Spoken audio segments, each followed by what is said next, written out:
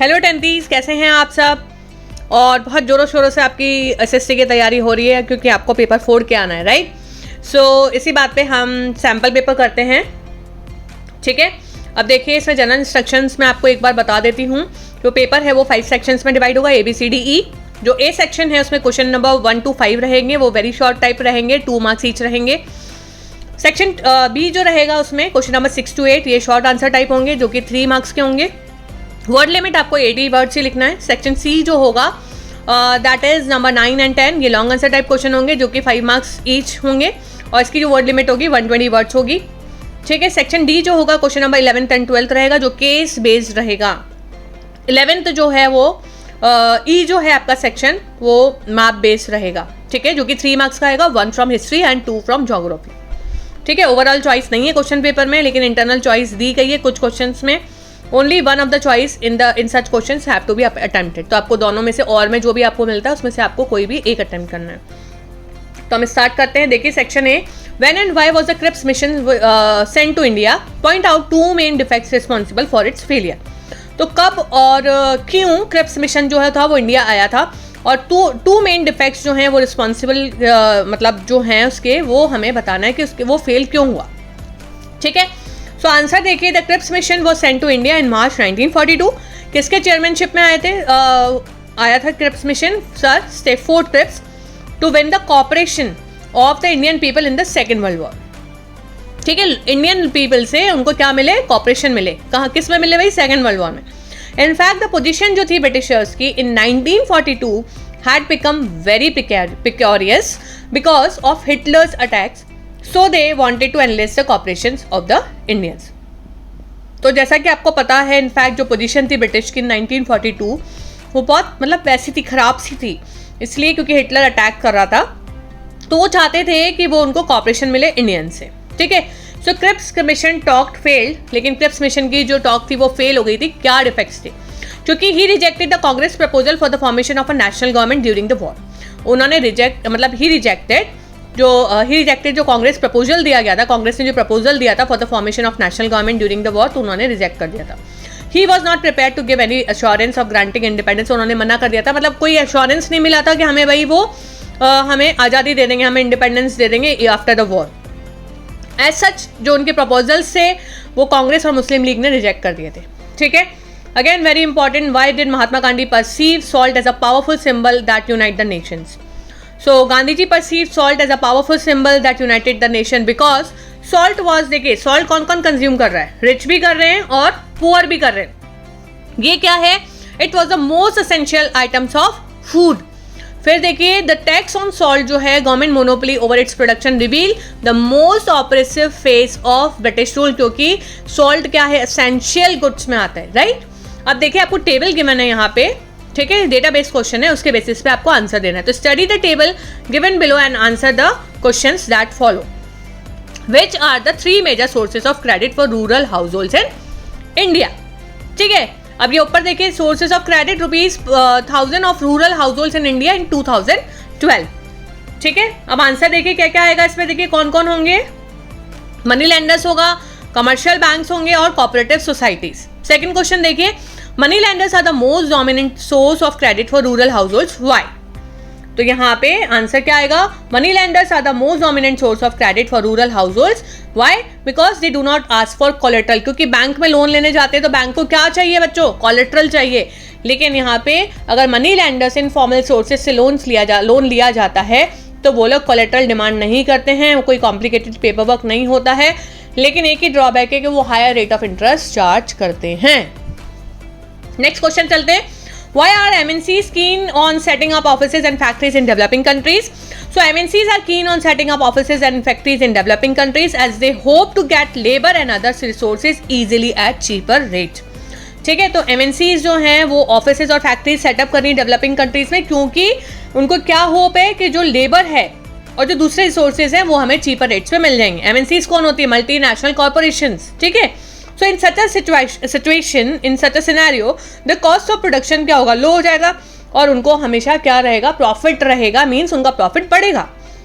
Why is India preferred destination for setting of MNCs? India को क्यों prefer किया गया है कि MNCs यहाँ पे आके क्यों पैसा लगा रहे हैं, ठीक है। So India is preferred destination for setting up MNCs due to the following reasons, क्योंकि इंडिया में हाईली स्किल्ड इंजीनियर्स हैं, right. So India has highly skilled engineers who can understand the technical aspects of production. Second देखिए, it has also educated English speaking youth जो कि customer care services में available मिल जाएंगे उनको. फिर देखिए इंडिया में क्या है, चीप लेबर अवेलेबल है. ठीक है, अब हम आते हैं क्वेश्चन नंबर 6 पे. सेक्शन बी आ गया अभी. ठीक है, name 2 major means of communication with 2 examples of each. Explain the main features of each type of communication. ठीक है, तो 2 major means of mass communication बताना है हमें, एग्जाम्पल भी देना है और मेन फीचर क्या है हर कम्युनिकेशन का. तो देखिए मास कम्युनिकेशन का जैसे कि आपको पता है, radio, television, newspaper, magazines and books and films are the main means of mass communication. ठीक है, मास कम्युनिकेशन मतलब क्या होता है कि जैसे टीवी में टेलीकास्ट हो रहा है तो आपको भी आज तक दिख रहा है, मेरे को भी आज तक, मैं न्यूज़ देख पा रही हूँ, सब लोग आज तक देख पा रहे हैं, जो आज तक चैनल चलाएगा सेम न्यूज़ आ रही है. तो एक ही उससे क्या हो रहा है, सारे मासेस को कवर हो रहा है, मीन्स सब लोगों को अवेयरनेस आ रही है, सब लोगों को मैसेज जा रहा है, सब लोगों को कम्युनिकेट हो रहा है. ठीक है, that is called the mass communication. So the importance of radio and television as an effective means of communication in India due to the factors. क्या क्या है, रेडियो एंड टेलीविजन जो एंटरटेनमेंट करते हैं लोगों का. दूसरा देखिए, प्रोग्राम्स जो होता है वो ब्रॉडकास्ट किया जाता है अलग अलग लैंग्वेजेस में for all types of people because India is having a diversity. ठीक है. थर्ड देखिए, these create awareness among the people about various national programs and policies. Debates conduct किए गए हैं and television conducted and television and radio. फिर देखिए दूरदर्शन जो है नेशनल टेलीविजन चैनल इंडिया का, ये लार्जेस्ट टेरेस्ट्रियल नेटवर्क्स है वर्ल्ड का, ब्रॉडकास्ट करता है various programs from entertainment, education to sports. ठीक है, और में दिया है what are the different classes of roadways, explain. ठीक है, तो देखिए एक तो सुपर हाईवेज आ गया, golden quadrilateral, very very important. Super highway is a major road development project जो कि किसको लिंक कर रहा है, linking Delhi, Kolkata, Chennai and Mumbai by 6 lane super highways. National highways क्या होते हैं, they link extreme parts of the country. State highways they link a state capital with different district headquarters. District roads क्या होते हैं, they connect the district headquarters with other places of district. Fifth देखिए, other roads in this category comes those roads जो कि link करते हैं rural areas और villages को विद टाउन्स. बॉर्डर रोड्स क्या होते हैं, ये जो रोड्स होते हैं are made near the international boundaries for easy transport of troops and goods. 7th question देखिए, suggest 3 legal ways to reform political parties. Will legal solution to political parties leave a healthy impact on political parties. तो यहाँ पे 3 veg बताने हमें कि हम कैसे political parties को रिफॉर्म कर सकते हैं. क्या कोई लीगल सॉल्यूशन है पॉलिटिकल प्रॉब्लम्स के लिए जो कि हेल्दी इम्पैक्ट पड़े जिसपे पॉलिटिकल पार्टीज पर. तो a law should be made, law बनाना चाहिए ताकि इंटरनल अफेयर्स जो हैं उसको रेगुलेट किया जा सके पॉलिटिकल पार्टीज़ के. It should maintain, register maintain करना चाहिए उनको मेंबर्स का, और उनको कॉन्स्टिट्यूशन को फॉलो करना चाहिए और ओपन इलेक्शन करवाने चाहिए for the highest post with in the party. ठीक है, यानी कि डायनेस्टिक सक्सेशन नहीं होना चाहिए.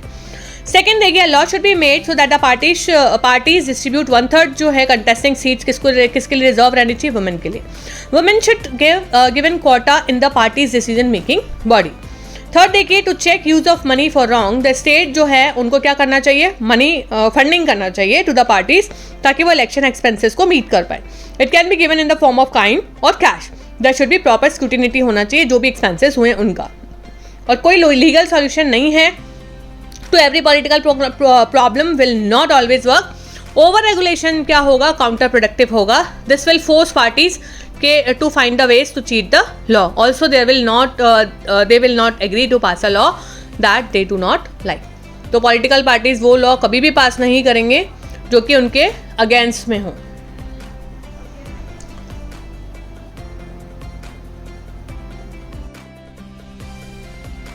Do democracies lead to a just distribution of goods and opportunities? Justify your answer by 3 suitable arguments. ठीक है, तो यहाँ पे देना है no. Do democracies lead to just distribution of goods and opportunities. So reason जो है यहाँ पे आपको देना है आंसर दिस नो.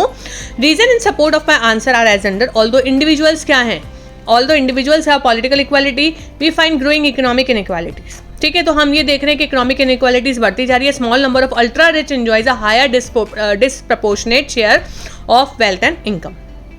ठीक है, इसलिए तो हमें पता लग ही रहा है जो द इनकम ऑफ दोज जो कि बॉटम सोसाइटी में वो करते हैं उनकी, मतलब जो बोल सकते हैं हम यहाँ पे सिंपल भाषा में बोले तो रिच जो हैं वो और रिचर होते जा रहे हैं और जो पुअर हैं वो और पुअरर होते जा रहे हैं, ठीक है। जो गरीब है वो और गरीब हो रहा है, जो अमीर है वो और अमीर होता जा रहा है। So it becomes difficult to meet their basic needs.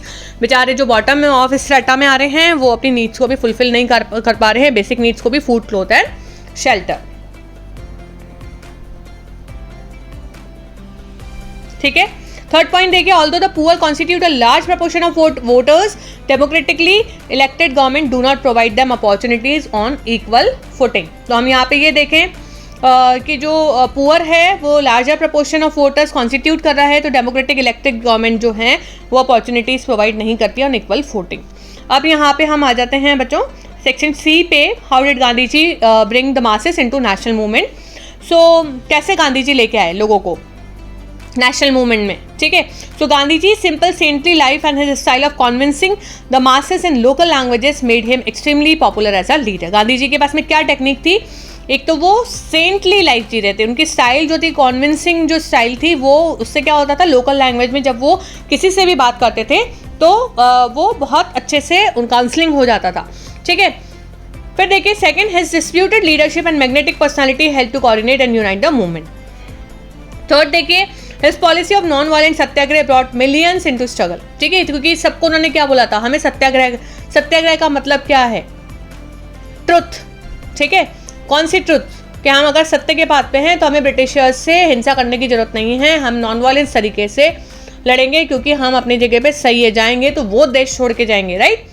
तो इस policy of non violent satyagraha brought millions into the struggle. जैसे एग्जांपल हम देखें, Champaran satyagraha brought the peasants into struggle. तो चंपारण में जब वो चंपारण सत्याग्रह हुआ, जब वो वहाँ पे गए तो जो वहाँ के पीजेंट्स थे वो हमारे नेशनल मूवमेंट में इन्वॉल्व हुए। He launch 3 powerful mass movements उन्होंने चलाए थे, non cooperation movement, civil disobedience movement and quit India. So they influenced a million of Indians belonging to all the sections of the society to show bravery, self-confidence and to take up revolutionary passive resistance against the British rule. His new method of agitation मतलब गुस्सा दिखाना, कैसे दिखाते थे भाई, हड़ताल करते थे, बॉयकॉट करना फॉरेन गुड्स को, सिविल डिसोबीडियंस मूवमेंट चलाया, सॉल्ट मार्च जो हम देखते हैं, डांडी मार्च, नॉन पेमेंट ऑफ टैक्सेस के हम नहीं करेंगे, वो अपील टू द मासेस।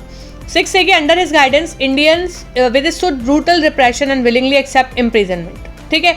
तो उनके गाइडेंस में इंडियंस जो थे वो बिल्कुल खड़े हो जाते थे कि ठीक है, ब्रूटल उनके साथ में बहुत गलत तरीके से उनको मारा जारी करा जा रहा है या फिर उनको जेल में डाला जा रहा है, लाठी चार्ज किया जा रहा है, बुलेट चलाई जा रही है, तो भी इंडियंस चुपचाप खड़े खड़े सहन करते थे। Through this his programs of social reform, charkha, cottage industries और his fight against the untouchability, जो हरिजन्स और डिप्रेस क्लास थी, उन्होंने भी फ्रीडम स्ट्रगल को ज्वाइन किया और ये एफर्ट से बहुत सारे मिलियंस ऑफ लोगों को एम्प्लॉयमेंट भी मिला। His deep commitment to Hindu-Muslim unity and his secular ideals persuaded every community to unite for the noble cause of freedom. हमें आपको इतना बड़ा नहीं लिखना है, 5 मार्क्स का है तो 5 पॉइंट्स कवर करने, एनी 5 पॉइंट्स, ठीक है। अब आप इसमें बता सकते हैं कि कॉटन मिल वर्कर्स के लिए भी उन्होंने अहमदाबाद में क्या किया था, सत्याग्रह लॉन्च किया था, स्ट्राइक की थी, ठीक है। और आपको पता है रॉलेट एक्ट के अगेंस्ट भी उन्होंने क्या किया था, फाइट किया था। So he became the father of the nation. So he was the first Indian nationalist leader जिन्होंने अपनी लाइफ को आइडेंटिफाई किया and his manner of living जो था with that of common people, जैसे लोग कॉमन लोग होते हैं ना, वैसे ही उनका बोल सकते हैं रहने करने का स्टाइल था, ठीक है। इसीलिए उनको टाइटल मिला Mahatma. He was only political thinker whose Gandhism got exclamation all over the world. तो महात्मा गांधी का जो नाम है भाई ऑल ओवर वर्ल्ड फेमस है। अब यहाँ पे और दिया है बच्चों, assess the role of Mahatma Gandhi in the national movement with a special reference to the methods adopted by him. तो जब वो इंडिया में जब ब्रिटिशर्स रूल कर रहे थे तो जो इंडियंस थे वर टॉर्च बाय देम डायरेक्टली और इनडायरेक्टली। तो इन सच कंडीशन महात्मा गांधी यहाँ पे आए, साउथ अफ्रीका से 1915 में आए थे, आपको पता होना चाहिए। और उन्होंने कंडीशंस को थॉरोली स्टडी किया और उन्होंने किसका सहारा लिया, he took the help of non violence, ताकि कंडीशंस जो है इंडियंस की इसको इम्प्रूव किया जा सके। और उन्होंने अपने व्यूज़ दिए बिफोर द इंडियंस और उन्होंने एजिटेशन बताया before the britishers to reform the condition among all the movements led by the Gandhi ji following were the important. जैसे सॉल्ट मार्च किया था 12 मार्च 1930 को गांधी जी ने सॉल्ट मार्च स्टार्ट किया था साबरमती आश्रम अहमदाबाद से दांडी मार्च में 240 किलोमीटर्स वो चले थे coastal belt of Gujarat. 1000 of people ने क्या किया था, गांधी जी को ज्वाइन किया था ड्यूरिंग जब वो वहाँ पे जा रहे थे, बीच में जो भी लोग उनको मिल रहे थे तो वो ज्वाइन करते जा रहे थे. This was the mark of civil disobedience movement against the British rule. Second देखिए, चंपारण में गांधी जी ने सत्याग्रह लॉन्च किया था. Peasants to struggle against the oppressive plantation system. Kheda में इन्होंने खेड़ा सत्याग्रह लॉन्च किया था to support the peasants who are not in position to pay the revenue due to the crop failure. और फोर्थ देखिए, role of women in civil disobedience movement. Gandhi ji has made a special appeal to women to prevent people from going to the shop selling foreign clothes and liquor. Women ने participate किया in protest marches. Rural women जो थी from rich families reached there and joined the movement. Again in 1918 जो गांधी जी थे intervened in the mill worker strikes at Ahmedabad, और उनको भी उन्होंने हेल्प किया to get their pay raise for which he started a fast unto death. अनशन पे बैठ गए थे वो. क्वेश्चन नंबर 10 देखिए, describe 5 human factors responsible for the location of industries. तो देखिए क्या क्या होना चाहिए. अवेलेबिलिटी ऑफ रॉ मटेरियल होना चाहिए इंडस्ट्रीज़ के लोकेशन के लिए, क्योंकि फैक्ट्रीज जो हैं हमेशा जहाँ पे रॉ मटेरियल है उसके आसपास ही होना चाहिए, क्योंकि वो बहुत हैवी होते हैं. इंडस्ट्रीज़ की बात करें यहाँ पे बल्कि होते हैं. So for example iron and steel, cement industries, अगर ये सोर्स ऑफ रॉ मटेरियल के पास में नहीं होगी तो उनका मतलब कॉस्टिंग बहुत बढ़ जाएगा, ट्रांसपोर्टेशन कॉस्ट बहुत बढ़ जाएगा. इसलिए अवेलेबिलिटी होना चाहिए रॉ मटेरियल का, यानी कि प्रॉक्सिमिटी होना चाहिए रॉ मटेरियल का, राइट. सेकंड देखिए, labour, a large and cheap labour force is required for labour intensive manufacturing industries. High tech industries have to locate where suitable skill workers are available. ठीक है, so labour की availability होनी चाहिए, large और cheap labour available होनी चाहिए. Labour intensive manufacturing है तो हाई टेक इंडस्ट्रीज जो हैं वो लोकेट होनी चाहिए जहाँ पे स्किल्ड वर्कर्स अवेलेबल हो. पावर देखिए, पावर सप्लाई होना चाहिए, नहीं तो मशीन्स वर्क ही नहीं करेगी फैक्ट्री में. अर्लियर इंडस्ट्रीज जो थी वो कोल फील्ड्स के पास में होती थी, लेकिन अभी इलेक्ट्रिसिटी है तो हमारे पास में फ्रीडम है. फोर्थ देखिए, कैपिटल. ठीक है, so this is the money that is invested to start the business. आपको पता ही है, raw material, capital, labour, entrepreneur, तो ये आ गया यहाँ पे. कैपिटल जो है, जो मनी इन्वेस्ट किया जाता है फॉर डेवलपिंग द बिजनेस और developing the industry. The amount of capital जो होता है वो डिटरमाइन करता है साइज और लोकेशन ऑफ द फैक्ट्री. फिर देखिए, ट्रांसपोर्ट. गुड ट्रांसपोर्ट नेटवर्क क्या करता है, हेल्प करता है, रिड्यूस करता है कॉस्ट और ईजी कर देता है movement of raw material and finish good easier. फिर देखिए, market and accessible place to sell the products is essential. फिर देखिए, government policies, industries development is encourage in some areas and restricted in others. So industries that are located in deprived areas may receive financial incentives and assistance from the government in the form of low rent and tax rebates. ठीक है, अब देखिए, why is textile industry second largest after agriculture in India? Explain the reasons. So textile industry is the second largest after agriculture due to the following reasons. Textile industry क्या contribute करता है significantly to industrial production, जैसे 14%. ये ज़्यादा employment generate करता है, 35 million person directly. इसका जो फॉरेन एक्सचेंज अर्निंग होता है वो है 24.6%. It contributes 4% to our gross domestic product. It is the only industry in which in the country which is self reliant. अब देखिए, पैसेज बेस्ड क्वेश्चन है सेक्शन डी. तो ये आपको पूरा पैसेज यहाँ पे दिया गया है, तो प्लीज गो थ्रू इट. और what does Nannu example show, ये तो इंग्लिश जैसा ही है. Nannu example show that the right to information act is very important, जैसा कि यहाँ पे दिया गया है. तो ये आपको थोड़ा सा पैसेज बेस, मैं आपको टाइम वेस्ट नहीं कर रही हूँ इसमें, तो प्लीज़ गो थ्रू इट. मैं इसको स्किप कर रही हूँ. ठीक है, नेक्स्ट है कि read the sources given below and answer the questions that follow. तो अगेन ये आपको पूरा एक पैराग्राफ दिया गया है और यहाँ पे आपको ना क्वेश्चंस दिए गए. How are the MNCs major force in connecting the countries of the world, or how does foreign trade become a main channel in connecting the countries, and how is globalization beneficial for the consumers. तो according to the passage आपको देखिए यहाँ पे सारे answers given है. ये जो passage based question में जैसे इंग्लिश में आपको मिलते हैं वैसे इसमें भी मिल रहे हैं. ठीक है, सो आप इसमें से देख के आसानी से आप कर सकते हैं. तो ये आपका होमवर्क है, ये आप खुद करेंगे, ये मैं नहीं करवा रही हूँ क्योंकि आपको आता है. और हम सेक्शन ई पे आ जाते हैं. On the given outline political map of India locate the following. The place where the indigo plantation movement took place. फिर बी देखिए, cotton, Mumbai cotton textile industry. ठीक है, तो देखिए आप इसमें आंसर ए देखिए यहाँ पे दिया हुआ है, तो आपको यहाँ मार्क करना है. ठीक है, यहाँ पे इंडिगो प्लांटेशन अभी हमने पढ़ा है 16, 19, 16, 17 और 18. और Mumbai cotton textile industry locate करना है. तो भाई मुंबई का लोकेशन क्या है, यहाँ पे दिख रहा है आपको बी पे. ठीक है, सो कहाँ पे हुआ था भाई, ये चंपारण बिहार. ए जो था आपको पता है ना, जैसे the place where the indigo plantation movement took place, तो चंपारण बिहार में हुआ था. और बिहार जो आपको ए पॉइंट दिख रहा है वहाँ पे बिहार मार्क करना है. बी जो है वो वहाँ पे मुंबई है, राइट. और चेन्नई सॉफ्टवेयर टेक्नोलॉजी पार्क जो है वो दैट इज सी, जो आपको यहाँ पे दिख रहा है। एंड पारादीप पोर्ट जो आपको डी दिख रहा है, ये मार्क करना है, ठीक है। आप फिर से एक बार देख लीजिए मैप, देखिए, ठीक है। So that's all from my side. If you like my content, then do subscribe my channel, hit the bell icon to receive more updates and share this video with your friends and colleagues. So ये video उनको भी benefit दे। और मेरी आपसे request है, इस video को ज़्यादा से ज़्यादा फॉरवर्ड कीजिए, बिकॉज ये सैम्पल पेपर बहुत इंपॉर्टेंट है for the board point of view. इसमें बहुत ईजी वे में सॉल्यूशंस गिवन है और आप बहुत अच्छे से लर्न करिए, क्योंकि आपको पेपर फोड़ के आना है, right. So I wish you all the best for your exams. Thank you for watching.